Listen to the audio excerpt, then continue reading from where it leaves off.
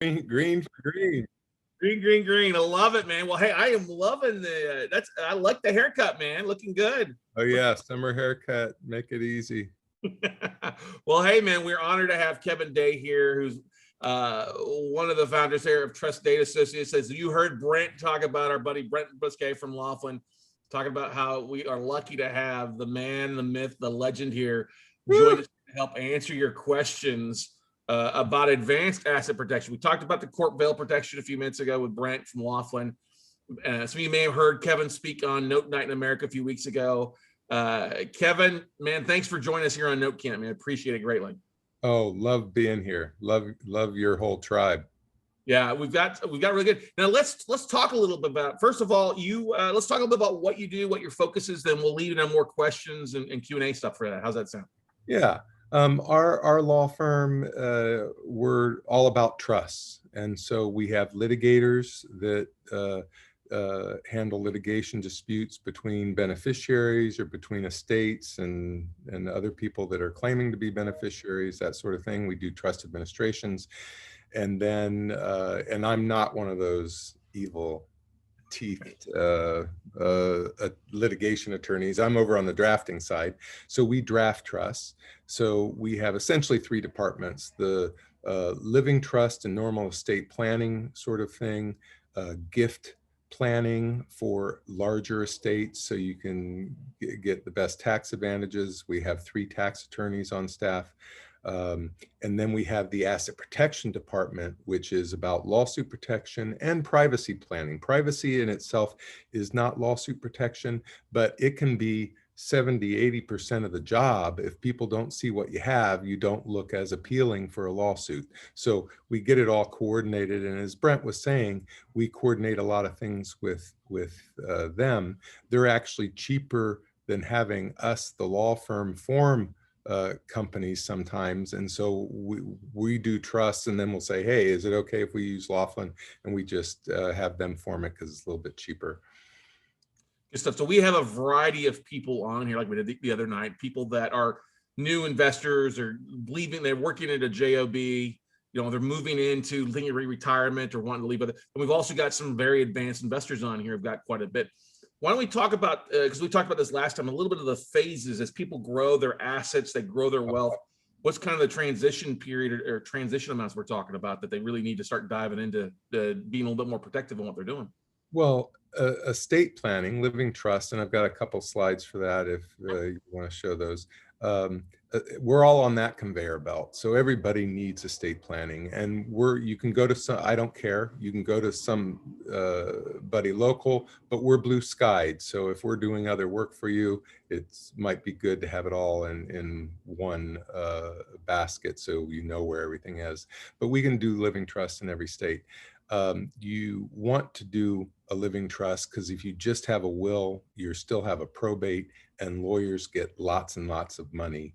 Instead of spending $2,500 or $3,000 for a living trust, you're essentially are going to end up paying $26,000 or $56,000 to some lawyer to name the exact same person to control the estate that you would have named anyway. It's an archaic system and costs too much. On the asset protection side, our job is really to make sure that you are legally protected in advance of when your legal seas are calm. And there's little steps. We can build a little picket fence to keep your garden from being ridden over by the neighbor kid's bike, or we can put moats up, we can put towers up, we can put things in that shoot back. So the whole thing goes there. It's a little bit, although I've always had my own practice. Once I got out, I was a dean of students for about 10 years and everything. But once I got into practice, I was kind of had feet in both camp. I was a W-2 employee to myself. But once you start to get a little bit of disposable income, what did I looked around, all the people of major wealth, whether they were still W-2 employees or not, had real estate. Mm-hmm. And I said, I don't know why, but that's the thing. I'm going to copy the big dogs, right? And so we started buying single family residences. And that's kind of the normal thing, is to buy notes or buy properties. And then when you have too many doors, you buy apartment complexes. And then if you're really good at things, you might do syndication. But real estate just is the most stable investment that you can have in an economy, really. Makes a lot of sense there. Yeah, definitely. Because of the opportunities and the advantages, stuff like that. So let's talk about, you got people that own businesses. They own, let's say they own a trucking company and they're starting to invest on the side layer, or they have some sort of company they own. I think you mentioned that there's specific kind of price point, not price points, but levels, like $1 million up to $1 million, that you kind of would recommend people their assets to do one thing. They get beyond 4 million, there's another aspect that they should be doing things. Great. Yeah, over 4 million, we really at about 3.5 million, we found that people, I was very hesitant. People said, what dollar mark should I do an offshore trust versus a domestic trust or just a company? And I was always hesitant because how do you quantify that? But I started to get feedback from where my clients were saying, no, I really want an international trust versus a domestic. And it's about 3.5 million where people's creature comforts are taken care of. You know, they've bought their little upgrade in their truck or their car. They've done a little bit more vacationing than they normally would. And then they start to have some money. And at that point, they have disposable income that starts making money for them instead of them pushing the ball. And once that happens, they start to get some freedom and they don't want to start all over. Right. So certainly at 4 million, we're going to highly encourage a person to truly try on for size and get all the education they can from us on how offshore trusts work. If somebody's under 2 million, 1.5 million, 2 million, we're going to say that's too big of a hammer. No matter how much risk you have, like if you have a trucking company, that you got a lot of drivers, how old are they? You know, you can't be in the truck with them. You can't buy enough insurance for a mishap. You know, death is better than maiming. So you definitely want to do domestic. The question would be, if you were at 2.5 and growing, you probably want to stretch. But it goes back to education. Our job, I'm a salesperson like anybody else, but my sales event is education. My job is not to have any hidden, oh, trust me, I'm a lawyer, I've got a black box, and you qualify. You don't want to go back to law school, but you want to know that I'm a smart, good lawyer. Our firm is in the top 2 in the country for this kind of planning. We're not going to lead you down any bad paths, and we can answer your issues and problems to make sure if something blows up, you still have your home and you still have your nest egg. But we also do road mapping for $350. What we will do is look at you and say, you're not, you're ready for this, this, and this, and you can do it all at once, or you can do it in stepping stone fashion, or just, I always take the approach, if you were my brother or you were my sister, what would I be advising? And you need to buy business cards right now. Let's not do a trust. You need a company though. You need that little Nevada or Wyoming company to get that first insulation of lawsuit protection. It makes a lot of sense. Now, you being also a real estate investor, and I don't think we answered this question to Brett, as an attorney or as also an investor for it, is there a dollar amount in LLCs as far as property value or real estate that you hold in specific LLC that you recommend before they need to add a second LLC for more assets or things like that? That's another one of those hard ones. If you lived almost in any other state other than California, it's fairly inexpensive to do an LLC, so you can put a single family residence in every single one. I personally favor, well, there's 2 answers to that. I usually recommend putting maybe 4 properties in one LLC, but more importantly, you can put 12 properties in one LLC if you do the strategy that I'll be outlining later that Brent was talking about, the Rockefeller strategy, where you have a separate LLC that encumbers, not to a third-party bank, but to your own estate plan. And in that case, you can put 12, 16 properties in one real estate holding company, like in California. So you're only paying one $800 franchise tax instead of 16. And the real lawsuit protection comes from the friendly liens that we put from your own estate to your own estate. Putting basically a note on your Yes. property. Yeah. Yeah. A second note on your commercial note.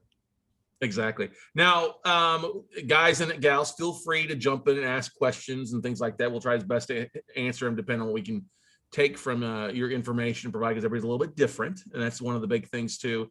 We got Kevin, I guess structures are different out there for a lot of people. You got some people that focus on note investings, and they're using, they're raising capital.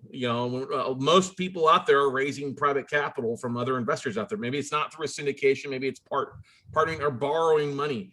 Any type of structure that you would recommend to, because at some point we all know, if you're in real estate, at some point you're going to get sued by somebody. Yes. Yeah. If you're using other people's money, anything that you would recommend structuring wise or to help Yeah. you avoid stuff? Yeah, what we would do is create this, with or without a trust as an ultimate owner.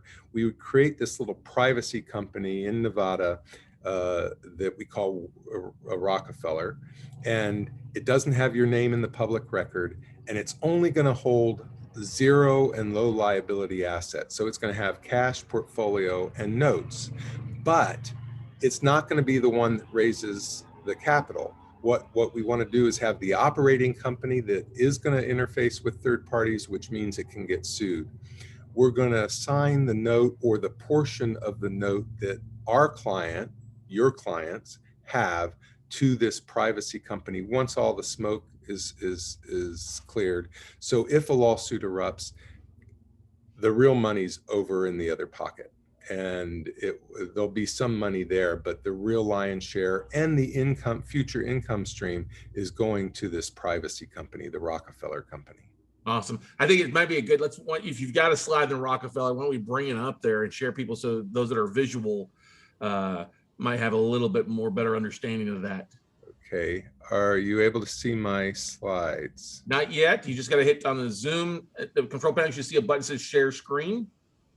Oh dear. You're talking about technology there. Okay. Share screen. I found. You pop up what you have open now, and then just pick the slide that you have open, or the PowerPoint you have open on share screen. Look at you. Look at you. There we go. Estate planning must include lawsuit. There we go. Yeah, we're seeing your slides now. Yeah. So this essentially is the Rockefeller strategy. The example on the one side is you, your home, your operating company, which includes right now your notes, and then little LLCs that are holding properties that you own. On the right-hand side, whether the APT means Asset Protection Trust, and it's a lawsuit protection trust that's legally not you. And I think Brent mentioned, even under penalty of perjury, to a direct question, do you own the piggy bank company? Do you own Rockefeller? You're legally able to say no, because trusts are considered ultimate owners. And so what we do is make this little safe haven, and there's a big black line between it. So if somebody's suing you or your world, they don't have a legal right to sue the bank.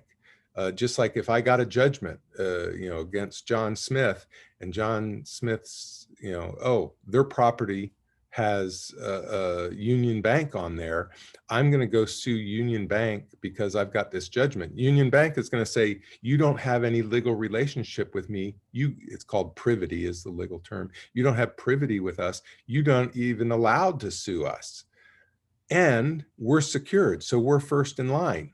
So we'll get every penny before anybody else, even though there's a lot of creditors out there. We're secured. So what we're doing is making sure behind Union Bank that Golden Mountain Funding, or whatever, Wheelwright Camp Funding Corporation or whatever, right? Whatever, is going to have that second lien behind the bank. So there's no equity in your properties or notes to be taken. It's a powerful, we've been doing this since 1972. This strategy has been around. We have, even through the real estate debacle 2008 through 2015, we had all kinds of people coming to us and saying, hey, I have these investments in these 3 other states. I'm upside down on several of them. I know I'm going to get a deficiency judgment, but I've got these 4 other properties that I have tons of equity. My home is free and clear. What the heck can I do? And we said, let's do this strategy, hold on as long as possible, and lead them along, and let's see where we can go. And ultimately, most people did not even get deficiency notices sent to them. The ones that did, we wrote back, fired back and said, hey, did you look at our clients? And they went away. We only had 5 out of several hundreds of these deficiency judgments. We only had 5 that tried to bring them into the state, and all of those were settled out very beneficially to our clients. So even in a very, as long as you set it up, prior to the legal seas already changing, we can put you in a lawsuit protected position. Now let's run a little different scenario than somebody suing you, because I've seen this happen before. I bought a property, or I said bought a note, foreclosed on the note. I was the bank, took the property back, and then over a matter of 90 days, there are people out there looking for REOs, new foreclosures, and somebody filed a lien against my free and clear property at that point. Right. If I had put an encumbrance or put it in to my Rockefeller strategy, there would have been no equity there. They could have slapped a lien on there, but it would have been a lien that could have then been wiped out and foreclosed out by the lending company technically at that point, correct? Which is your right pocket. Yes, absolutely. So when you buy the new property, you immediately put the lien on there, and then you're in first or second if you got financing. Exactly. That's the thing that most people realize. How many of you guys are walking around with property that have a ton of equity, or your equity has exploded in the last year or two, and you only owe so much money on it? Kind of walking around with a loaded gun a little bit, huh? What do you think of that, Kevin? Yeah, you want to get out there and really put yourself in a position where your equity isn't out there for people to see. I don't know how many people have been through a lawsuit themselves on either side, whether they've sued or been sued, or a close enough friend that got sued so they know how agonizing it is. And the lawsuit process is really about the other side. The lawyer says, I wonder if this is a good case. I'm a contingency fee attorney, so I don't want it just to be a good case. I want gold at the end of the rainbow. And I go out and do my research, and I come back to the client and say, oh yeah, normally we could get, $2-3 million on this, but this guy's a turnip. I'm not going to take the case. An hourly lawyer is going to do the same analysis, and they're going to come back and say, you've got a great case, but I don't think I can collect from this, but give me $5,000 anyway, and we'll do some more research, and give me another $5,000. But ultimately, they're going to be telling the client, you better take what's on the table. They don't want the client spending $150,000 and getting a piece of paper and not being able to collect. They could face malpractice for not having done the appropriate analysis at the very front end of the lawsuit to say, why are you suing this person that drives a Yugo and rents a flop house down in PB? $1 million flop house, right? Right. Down in Pacific Beach. Now, you got the analyst, the pleadings, the discovery, the trial, the collection. You want to walk a little bit about through those a little bit with folks? Yeah, there's a thing that most people have heard called a statute of limitations, and that's a time period in which somebody can sue. And if you have a written contract, that's going to be 4 years. So somebody has 4 years to look at you and see whether you're a good candidate for a lawsuit.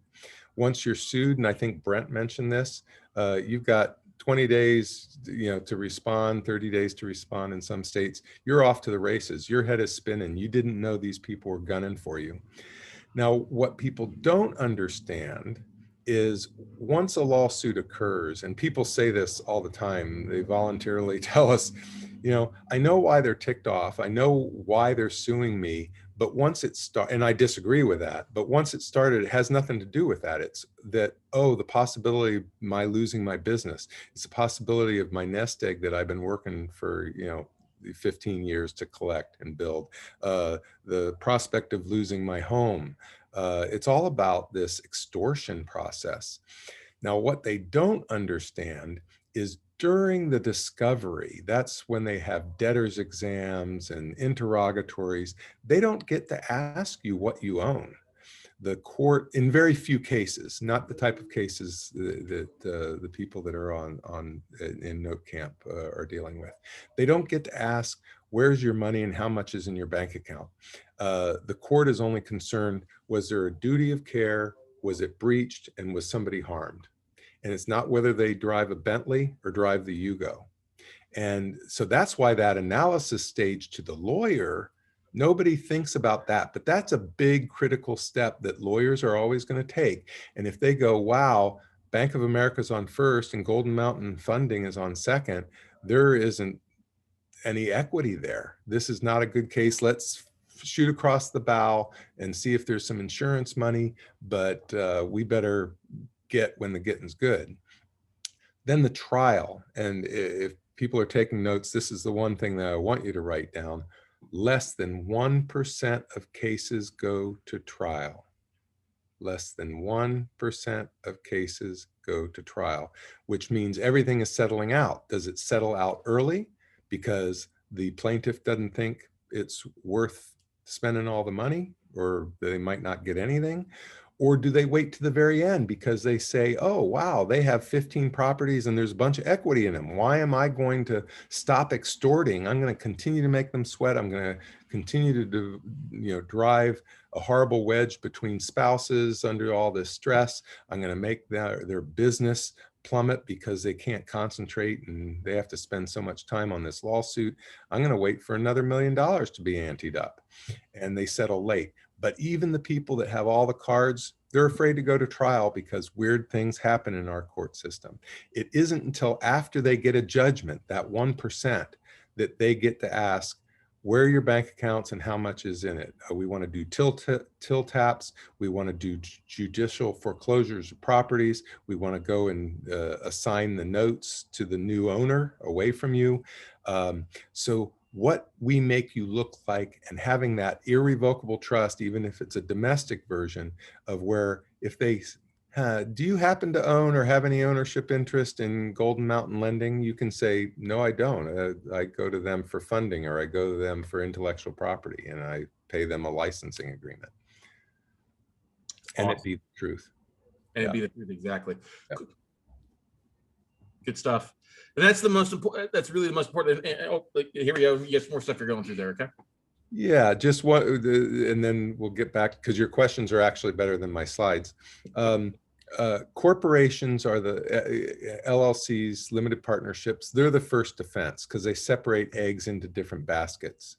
But and they keep things from getting out of the box. So if you have a kid electrocuted on one of your fences in one of your rentals, they don't take your home and your other rentals. But if you get sued personally, people get to come down the ownership chain. They say, do you own any real property? No. Do you own any LLCs? Yes. What do the LLCs own? Real property. Those are all truthful statements. You don't own any real property. You own an LLC that owns real property. They're going to come down that ownership chain to take it. And that's why having and those are called external attacks versus the internal attacks from the LLCs. That's why the Rockefeller strategy works so well, because the things that can own things are corporations, LLCs, and limited partnerships. Trusts are an ultimate owner. Just like nobody owns a human, nobody owns you.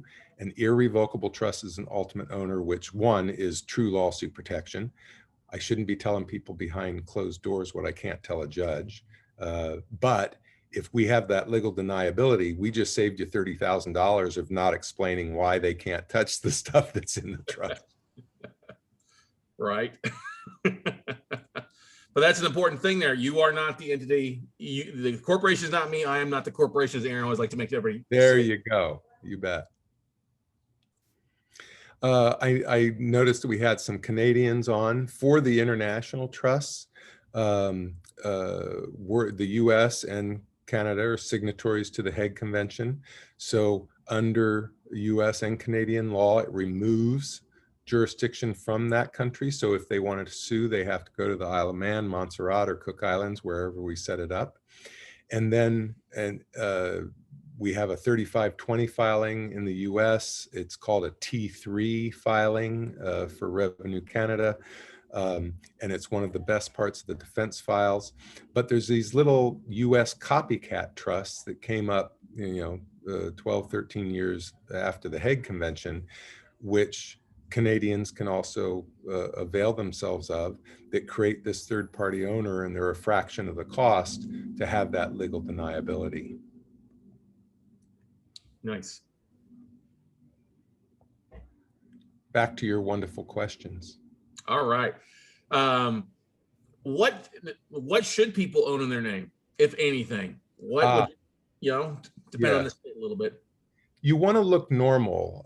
So I wrote, the reason, I'd love to say that I was particularly brilliant, but the reason why our firm is at the top of the heap is I wrote a bunch of books on offshore money strategies and offshore trusts right after the Hague Convention was signed. And all these entrepreneurs said, oh, for the first time in the United States, we can have an irrevocable trust and I can name myself instead of my kids. I want that. And they went to their lawyers. Their lawyers didn't know anything about it. So they went to the continuing ed people. They didn't know anything about it. And they found me and this little guy, a guy named Arnold Goldstein down in Florida. And we were the only people that had books. He actually beat me out with a little Nolo Press book, but I got 5 on the back of that. So Arnold and I became the continuing ed seminar gurus and went all over the United States. And this is way before there were any practice guides or anything. And so it's not particular brilliance, but thank you very much. I'm blessed and I accept. But what really occurs here in creating this separate ownership is just golden, and entrepreneurs get it right away. That old Rockefeller, one of his last interviews, he was asked, what is the formula to your success? And he says, own nothing and control everything. But I also have a book on privacy, and privacy freaks came out of the woodwork and they said, I don't want my name on anything. I don't want it on my car. I don't want it. And lawyers aren't as clever as they are on TV and as clever as they want you to think they are. But even a dumb lawyer will say, this guy says he owns nothing. We can't find anything, but he's driving a Bentley. He's got so much money. There's going to be big pots of gold at the end of the rainbow. He was able to hire somebody to bury everything. So it's actually good to, have your home, have your operating business, because that has your neon lights. That should be Kevin Day's, pizzeria, shop, right? All over it. And real estate is higher liability. It's lower than some things. So there's not one diagram or formula that we use. It's got to be customized, but typically we're going to keep it on your camp. But as long as there's no equity in it, that's fine. But we take, as you see on the right-hand side of this, under the piggy bank company, the Rockefeller company, the liquid assets, the notes, the portfolio, any metals, precious metals that you have. So those are the things that a lawyer wants. A lawyer doesn't want to take over an operating business. They're thinking, well, I had to sue you because you were a screw up. If I take over that company, even for a little while, I'm the owner, I can get sued now. My client can get sued. Real estate's the same way. How did they maintain this? We're suing them because they didn't maintain the property, properly. That's what we're alleging. That's why there's these fire sales. It's not, everybody goes, they sold it so far under market. They're just trying to screw me again. No, they want their money. They're afraid to hold that property for too long because they could get sued. They're the new owner. So they want cash and portfolio and notes, and that's what we're going to move out. We're going to keep your home and your operating business in your name. We're just going to make those lawsuit proof also. Mm-hmm. Can you touch basically a little bit more on that privacy stuff you're talking about? You've got a couple alternative privacy besides your personal and your business and your car.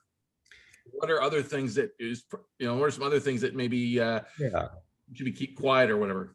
Yeah, your second homes that you use personally. If you have a boat in Baltimore Harbor and you have a little cabin up in Lake George or out in Vail, Colorado, maybe some of your staff use it, friends use it. That's pretty low liability. So we want to not even show that property as being in your name.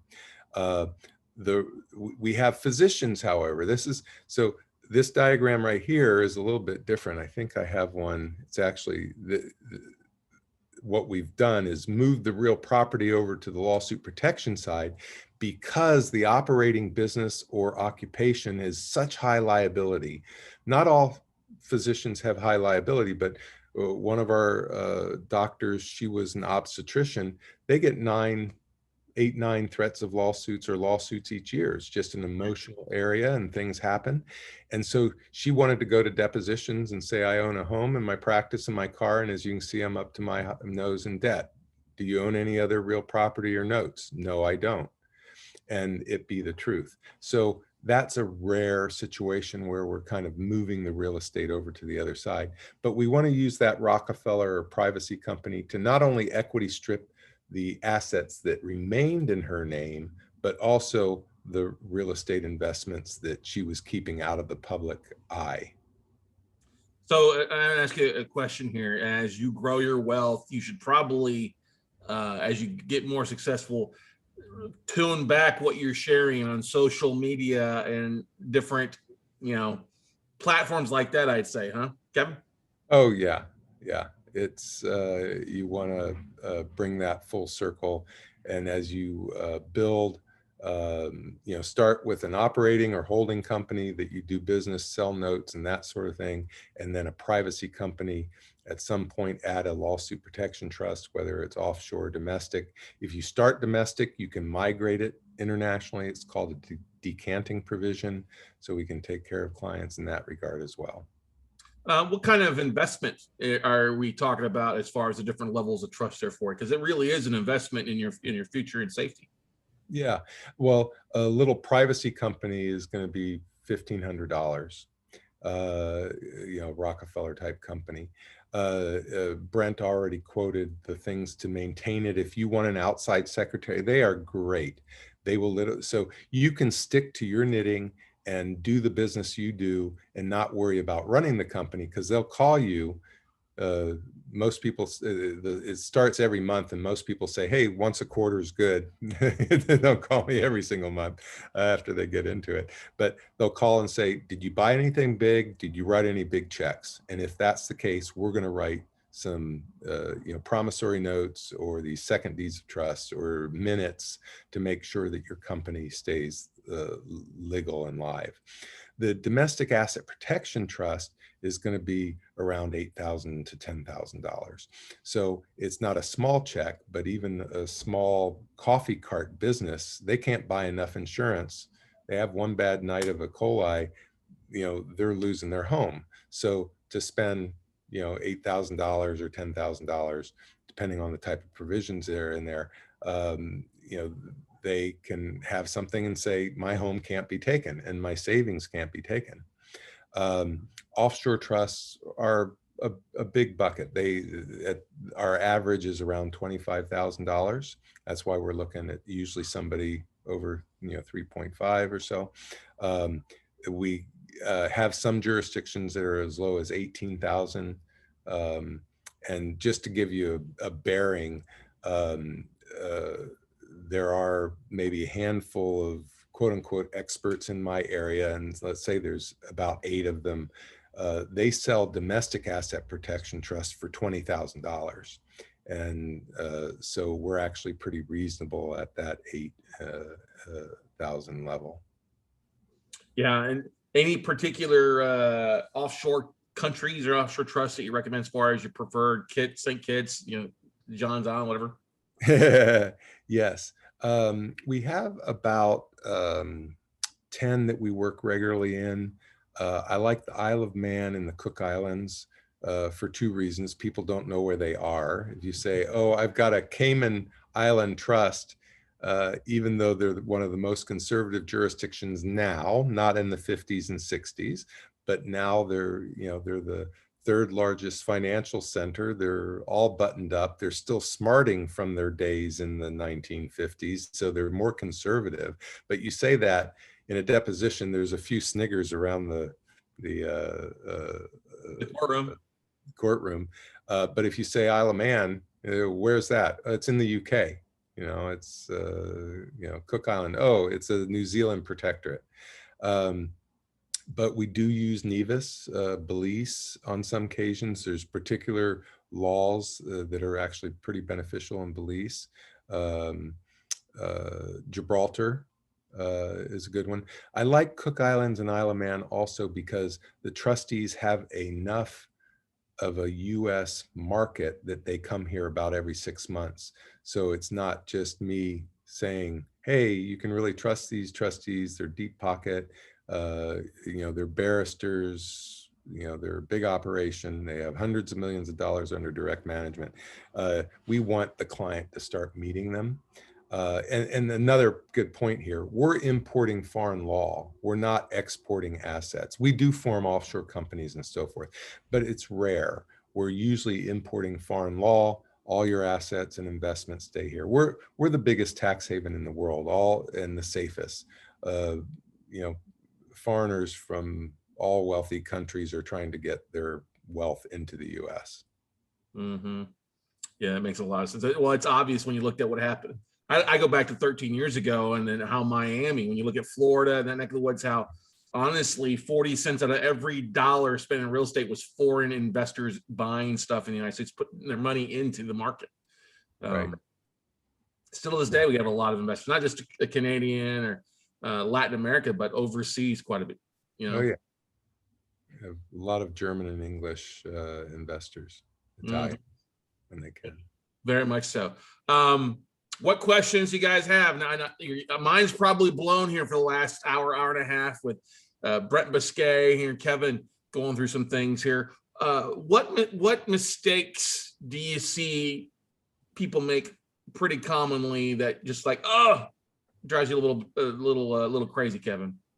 Well, actually, a very foundation. It isn't that heart-wrenching of a mistake, but they kind of go by the seat of their pants, and then they come to us and they've got this real hodgepodge of things. And that's why this road mapping is so important, because if you have to build in stepping stone fashion, you want to spend the money that builds up to a proper wall rather than just having a bunch of blocks sitting around in your front yard.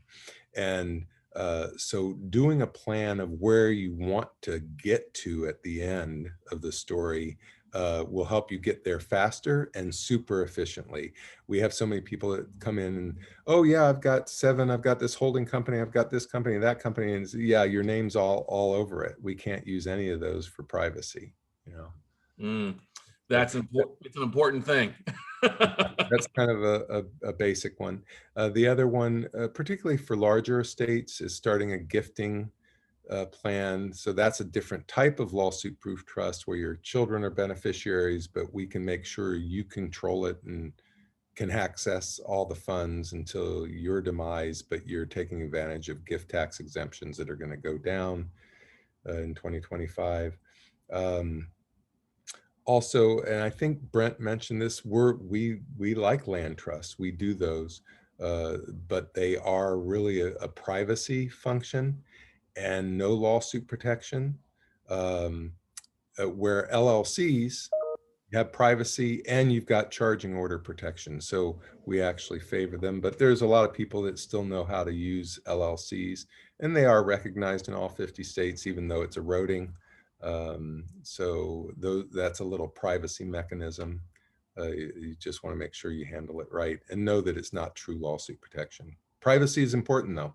They don't see what you own. They're not coming after you as hard. Mm-hmm. Yeah, it's true. If you look like you're not broke or don't have much, there's a lot of motivation that goes out the window there for you. Right, right. David asked a question for those whose primary residence is in Texas, who have homesteaded. Is this in itself enough to truly perfect one's property? Yeah, homesteading, the only place, for those people that don't know what homestead is, it's from the old days that if you had the family farm, you had some kind of liability that couldn't be taken, and unless it was the cause of the liability. And all states have eroded it. So it's really, let's say here in California, you get $100,000, but your property was had, $1 million of equity in it. That just means you're not going to be a ward of the state. Here's 100,000. You can go out and start renting an apartment. But Texas and Florida have always been well known as having full homesteads. That was eroded in a little bit in Florida because OJ came down, and it got a lot of notoriety how large it was. So it's still unlimited in dollars, but it has to be a certain square foot lot. But you can get a mansion on on one of the K sides, and you can have an $18 million piece of property. They also started to restrict how quickly you could become a resident for that purpose. Texas is the same way. It was full homestead until I've forgotten the guy was. It was pretty high profile, and he had a skyscraper, and his home was the penthouse. And it was a pretty nefarious event where he was the bad guy ripping off little grandmas, and the homestead worked because of the way it was written. So they've rewritten it to narrow it a lot. But still, Texas and Florida have by far the best homestead exemptions in the United States. Well, Shelley asked a question. So for the domestic trust at $8,000, that is the Rockefeller strategy, correct? Correct. Yep. Somebody else asked a question, Chris. How about if you have real estate assets and an Amazon retail store? Do they need to be in separate entities? So you have retail stores. An Amazon retail store. So they're selling stuff on Amazon, basically. Right. What you want to do is separate, like in this picture, what we want to do is take intellectual property, the IP that I have there, and your client lists and your procedures and so forth, and we license them, to the Amazon store.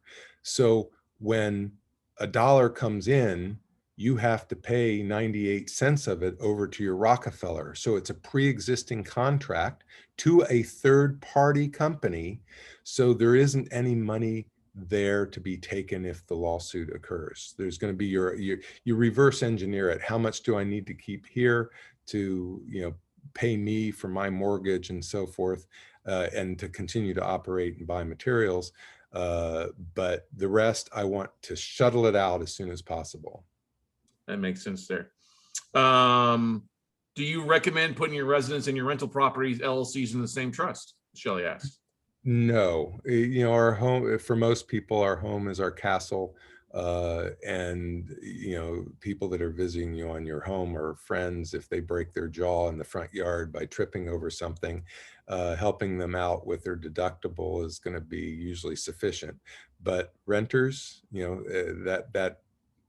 that example that I was saying about the child, the 10-year-old that got electrocuted, is a true story of a client of ours. He just acquired an apartment building. The tenants came with an on-site manager. The tenants were complaining that there wasn't any light outside, so the kids couldn't play after school. And he went up and above that. He not only put lighting, had the manager put lighting in, but also a little half court to play basketball. And it was put in properly, and here he was doing the best he could for his tenants, and the kid got electrocuted to death. Luckily, we had already put our stuff in place, but things happen and they're out of your control. Yeah. Sad story. David asked a question, what about money in retirement accounts? Is the money in there automatically protected? In ERISA accounts are fully protected, qualified plans. IRAs aren't protected per se. However, they tend not to be invaded because you'll end up becoming, out of public policy, you'll become a ward of the state at some point, unless you were really, really bad guy ripping off the grandmas, and then they might invade it. But you can treat them as lawsuit protected. You don't want to get over thinking things.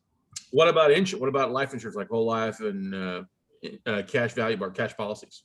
Yeah, cash value in most states, that's state by state, but in most states, they are not protected. There are states like Michigan and so forth that the cash value is protected, but usually not.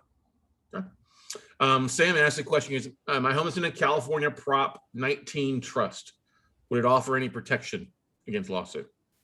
Not loss. It's protected for taxes, but not for lawsuit. Okay. I would have to look at the particular provisions. Some things like, oh, you want a dynasty trust that runs for many generations, and then you get out of the, so it's called a homestead, or called a dynasty trust. But I can put dynasty provisions in an offshore trust, in a living trust, and anything. So the Prop 19 trust that you particularly have might have provisions that means it's lawsuit proof, and we'll be glad to look at it for no charge and tell you what you got. What that takes us, for those that have more advanced questions or aren't asking on here, what's the best way for people to reach out to schedule some time with you or one of your staff members? Whoop. There we go. We're about twice this size. That's my partner, Elizabeth Tress, sitting next to me. And there's our phone number. Michelle Fishbein is the head of our lawsuit protection department. And she's kind of my right-hand person. And I'm mostly out of the office speaking at conferences. And so she would be the right person to contact. Michelle at trespday.com, or giving us a call. We're in, as I said, we're in a little town called Solana Beach near San Diego, or Del Mar, California. But the work we do in the international arena, asset protection, and even our revocable living trusts and stuff are blue skied. We can work in every state. That's the beauty. That's why, guys, we brought him on here, because he can work with all of you, because we've got people in 35 states, 30 states. And a couple countries. Yeah, exactly. Besides you work, we also have people from 10, 11 different countries in on today too. So it's kind of interesting. Awesome. Another question here, it looks like from somebody. So Shelly asked, so the self-directed checkbook IRA LLC should be in the trust to protect it from a lawsuit? ? What if the assets in it are JV rentals and private loans? Yeah, we have to treat each client and each asset separately. So in the big brush of things, we're looking at, is this zero liability or low liability? Is it high liability, or is it something that's high value but also high liability? And how do we treat each one? And then, are there co-owners? And we can't encumber an entire property if you own 50% of it, only 50% of it. The partner might say, oh, I can ride on your coattails and I get equity stripped also. But if they die, the lawyers, representing people are going to say, oh, something's, no, that it wouldn't be encumbered unless he owed me something. So it's better to have real clean lines, and we can equity strip up to a fractional interest in properties, and we can also move a fractional interest of assets. Nice. So if somebody's partnering up with their IRA or multiple IRAs coming in to purchase on a deal, you can do that as well. Okay. Correct. Good stuff. Now I have a question, something that popped in. I know that you work with some cannabis investors or stuff like that out in California, some other things like that. What impact is it going to have if they do legalize it across the country with some of your holdings or some of your clients' holdings? I mean, for the most part, dramatic effect, or is it going to make it a little bit easier for some things for you? The dramatic effect is that they're going to get very, very wealthy, wealthier than they are actually. They're all doing pretty well. But the problem is, because of the restrictions in the federal rules, particularly that market base, we want to make sure that the non-cannabis assets, their home and other acquisitions, are segregated from that high liability business. Right now, it's not. It's don't ask, don't tell. It's we're not enforcing things right now, but you never know. And so they're in a precarious position. Obviously, once it becomes legal, then we just have to protect the streams of income. Right now, we're really trying to protect the stream of income, but also protect the existing estate as it grows, but keeping it kind of clean and separated. Have you run any issues where the profits from that have been difficult to invest or purchase other assets from them? Yeah, they do. Luckily, not only blockchain stuff, but people that want to trade. But it's a weird market. It's such a difficult space to work in at the moment. Now, do any of your clients dabble in Bitcoin, and is that affected in any form or fashion? Well, we want to make sure it's very valuable. It's asset that has all kinds of upside. It's ultimately going to be commercialized or legalized or approved by the government. Other governments have approved it, because in third world countries, you can't walk around with cash and you can't get to a bank. And so it's here to stay. But right now, the biggest thing is making sure, even though you might be the custodian, we want to do the proper paperwork that Brent was talking about. We want to do the proper paperwork to make sure that it is on the roster of assets inside a company away from you. Because again, it's low-hanging fruit. It's just like cash portfolio or a note. And it's low liability and it's cash. So you want to make sure, just like precious metals, you might be the custodian, it's in your safe, but we've done all the proper documentation to say, no, Kevin doesn't own it. It's Golden Mountain Funding that owns that. They have the proper resolution saying he's the best custodian for it. Good stuff. Somebody asked, could you repeat or outline what the 350 roadmap includes or does include?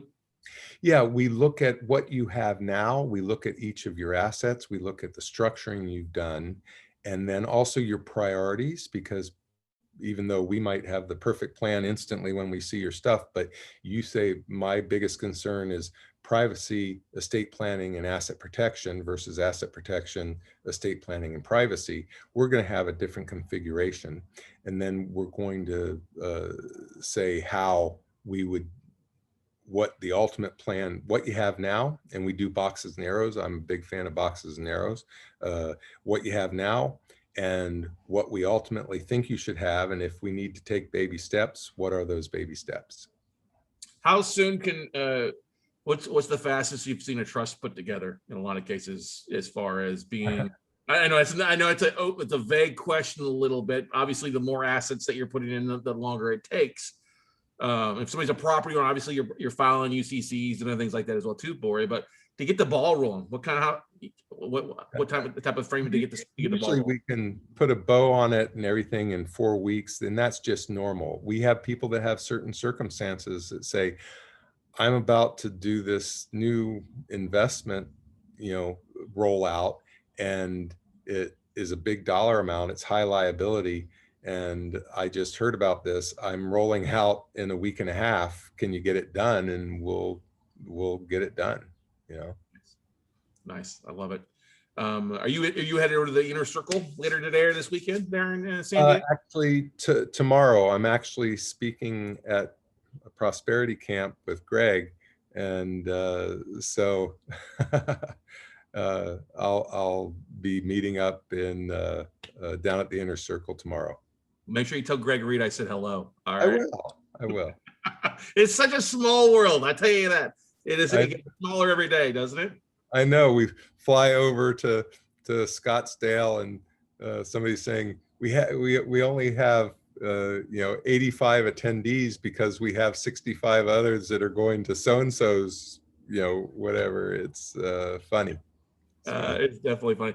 Once again, guys, the website, I was gonna say the lawsuit, the website's Trust Day and Associates. There's a schedule appointment on there. Look, if you've got assets of any sort, the 350 to have them do a roadmap for you, well worth it. I don't make anything off it. I just want you guys to be in the right position, have things structured. Look, I've been sued in the past. I've gone through that. It is not a fun thing.